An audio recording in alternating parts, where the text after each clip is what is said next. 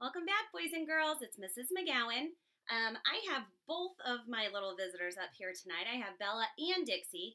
So if you hear anything in the background, it's just those two being silly and playing together. Speaking of silly, I know the last thing we wanted to think about right now is snow. But I do have a book tonight that I'm going to read you called A Silly Snow Day. Let's find out about what happened.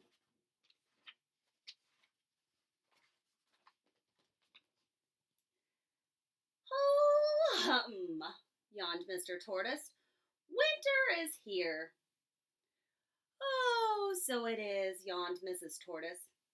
Come on, Shelley. Time for bed. But I don't feel sleepy yet, said Shelley.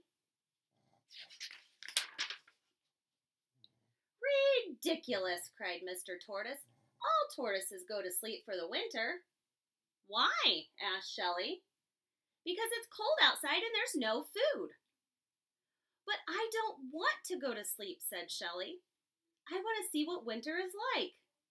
Ridiculous, cried Mr. and Mrs. Tortoise together. Who ever heard of a tortoise outside in the winter? Soon Mr. Tortoise began to snore.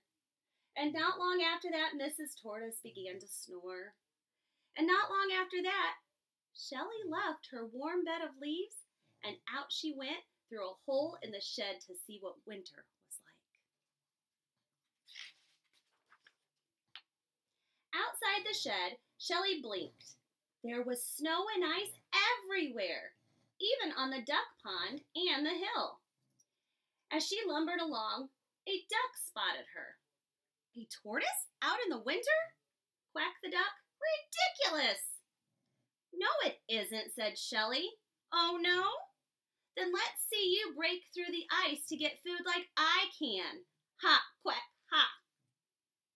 He's right, thought Shelley. I can't do that. I don't have a beak. As Shelley began to walk up the hill, she met a dog. A tortoise? Out in winter? Barked the dog. Ridiculous. No, it isn't, said Shelley, feeling a little cross. Oh, no? Then let's see you keep warm by running around like I can. Ha, woof, ha. He's right, thought Shelley sadly. I can't do that either. The dog ran off after a cat, but the cat climbed up a tree, and she looked down at Shelley. A tortoise out in the winter? Meowed the cat. Ridiculous. No, it isn't, said Shelley, even more crossly. Oh, no? Then let's see you run into a nice warm house as quickly as I can. Ha! Meow! Ha! She's right, thought Shelley, shivering with cold. I can't run like a dog or a cat. I am just too slow. The cat raced off into her house before the dog could catch her, and Shelley trudged toward the top of the hill where she met a bird. A tortoise out in the winter? Cheeped the bird. Ridiculous. No, it isn't, snapped Shelley. Oh, no? Then let's see you fly home and cuddle up with your family like I can. Ha, cheep, ha. Of course I can't fly, thought Shelley. I can't even hop. Shelley felt cold and miserable.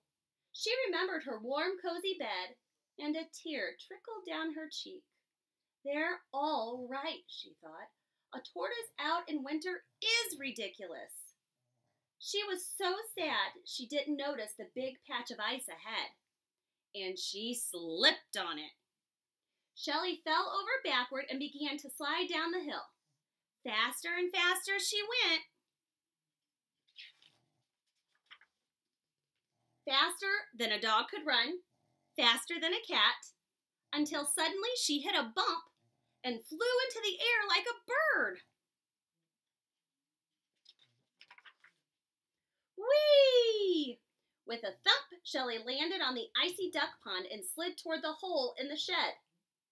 But it was all covered up with ice. Ha, quack, ha! What did I say? Cried the duck as she slid by him. Where's your beak to break the ice with?